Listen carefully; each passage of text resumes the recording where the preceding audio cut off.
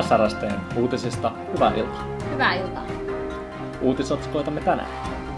Sarasteen ohjelmajohtajat antoivat lausuntonsa leirin ohjelmasta. Evon piirikunnallisissa kiipeilykisoissa oltiin jälleen ennätysjahdissa. Ja lopuksi K15-säätiedotuksemme lupaa parhaansa mukaan.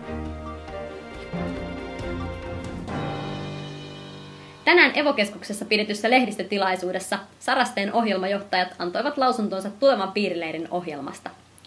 Vaikka lausunnot saivatkin lehdistön edustajat vakuuttuneiksi leirin ohjelmatarjonnasta, huolta aiheutti ohjelmajohtajien ulosanti ja medianäkyvyyden tuomien haasteiden kohtaaminen. Piirileiri Sarasteen ohjelmajohtajat Jonni ja Essi, tervetuloa tänne TV:n pressitilaisuuteen. Kiitos. Kiitos. Jonni ja Essi, voitteko antaa meille muutaman esimerkin kesän odotettuimmista ohjelmista? Tulee noin 6 kappaletta laaksoja. Ainakin ihmislakso ja Action Packson laakso. Essi, muistaaksä muut? Joo, kyllä meillä on vesilaaksokin tulossa ja sitten kaikkea muuta kivaa.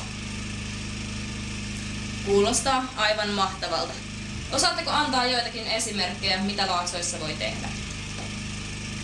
No, ihmislaaksossa pääsee testaamaan oman veriryhmänsä. Ja Action-laaksossa pääsee ainakin kiipeämään tosi korkeata kiipeilyseinää. Kuulostaa ihmeen ihanalta. Jonni ja Essi, miten pääsen mukaan ohjelman valmisteluun, järjestelyyn ja toteuttamiseen? No, vaikka heti täällä voi käydä vetämässä meitä hihasta ja kyselee, että kuka olisi vaikka tekemässä vesilaaksoa, että jos haluaa mennä vesilaaksoon. Ja jos ei vielä täällä tiedä mitä haluaa tehdä, niin nettisivuilta löytyy yhteystiedot. Joo, ja kaikille halukkaille kyllä me löydetään alta aikayksikön vähän isompi tai vähän pienempi pesti ihan haluun mukaan, että niitä kyllä vielä riittää. Kiitoksia TV:n puolesta. Nähdään Sarasteella vuonna 2012 kesällä.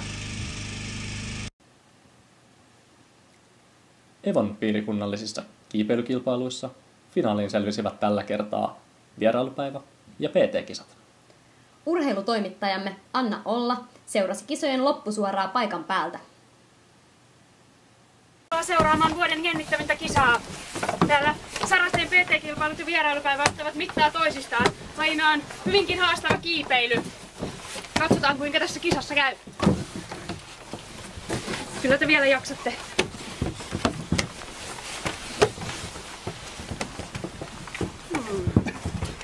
Jos tämä laji ei vakuuta, tulee itse tekemään paremmat kisat. Seuraavaksi sää. Sadekuuromykkä meteorologimme Sonja Noora, ole hyvä. Hyvää iltaa ja tervetuloa johtajapainotteiseen Sarastesäähän. Tekijätiimimme on todella huolissaan siitä, että koko leirin ajaksi on suunnitteilla todella aggressiivisia sääilmiöitä. Aluksi kuitenkin lupaamme teille rentouttavaa ja silmiä ummistavaa korkeapainetta, etenkin leirin kiinteillä pesintäalueilla.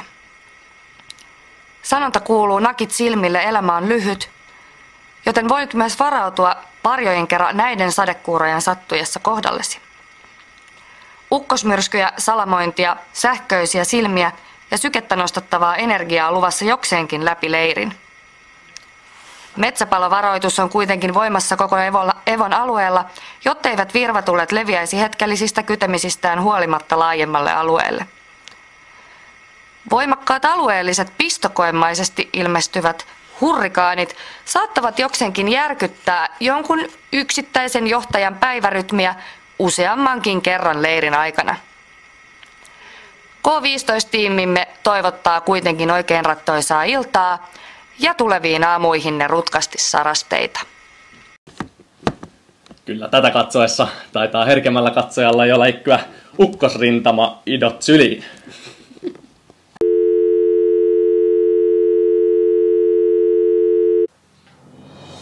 Tästäkin huolimatta, hyvää illanjatkoa.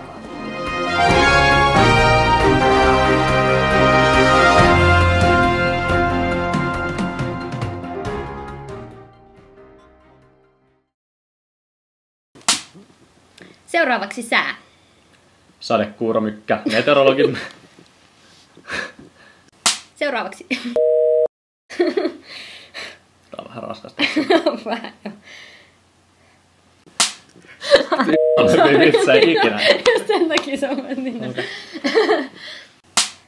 Rupea toi happi. Noin. Seuraavaksi sää. Sadekuuromykkä, meteorologimme. Sonja Noora. Essi. Mä yritän vaan kuunnella jotain muuta kuin sua. No niin. Seuraavaksi sää. Sadekuuromykkä, meteorologimme. Sonja Noora. Ole hyvä. Viimein. Okei. Joo, nyt oli jo lähellä. Seuraava menee. Seuraavaksi sää. Sadekuuromykkä, meteorologimme.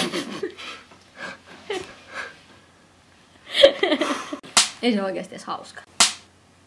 Seuraavaksi sää. Sadekuuromykkä, meteorologimme. Sonja Noora. Ole hyvä. Yes. Yes.